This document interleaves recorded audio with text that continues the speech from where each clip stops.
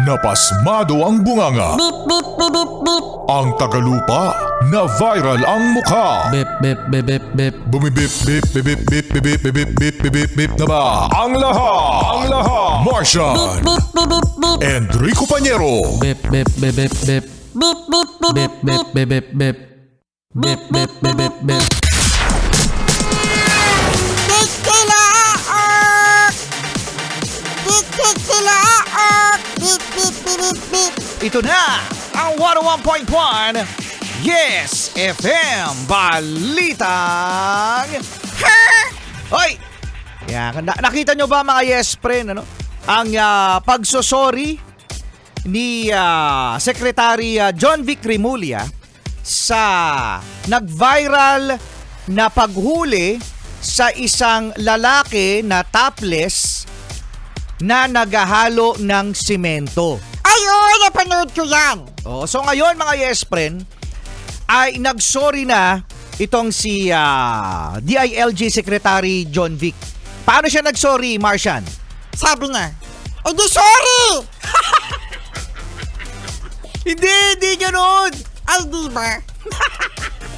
Di sorry! Hindi ganoon. Personal siyang nagsorry. Personal siyang humingi ng pasensya doon mismo sa lalaki. No, pinuntahan niya sa bahay, mga Yes Friend, at kinausap dahil sa hindi raw kumpleto, hindi raw malinaw ang instruction kung paano ang paghuli sa mga walang damit pang itaas. Kaya nagkaroon ng mga ganitong mga paghuli, no, sa hindi naman dapat hulihin. Kaya sa mga Yes Friend natin dyan, imagine 72,000 pesos. Ang multa! Hindi. 72,000 ang nasampulan sa Metro Manila. Hindi lamang ito yung mga nahuli na walang damit pang itaas, ito na rin yung mga nagiinuman sa labas ng bahay, yung mga kabataan na nasa labas ng bahay na naglalakad o nagbabanding na 10 oras ng gabi. Oo, kaya ang dami, no? 72,000.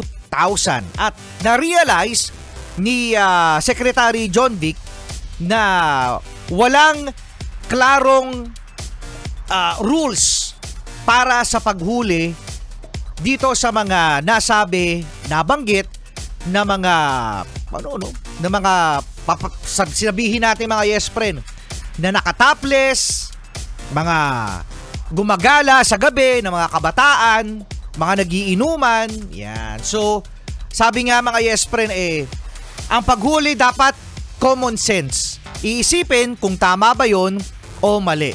Oo nga, hindi nga malinaw. Hindi yan. May pambawi naman itong si Secretary John Vic doon sa lalaki, no, na nahuli. So, binalik ang 500 pesos na multa. Okay. At tinanong ni Secretary John Vic, no, yung inaayos kung magkano daw. Parang ceramics yata yung mga Yes Friend, ano, yung inaayos doon sa bahay. Pagkatapos sabi ni Secretary John Vic, magkano ba yung ano na yan? Magkano ba yung pagpapaayos diyan? No. Sagot ko na. Wow! Wow, sagot niya na! Oo.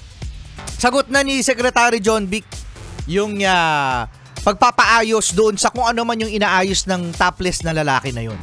Wow, congratulations!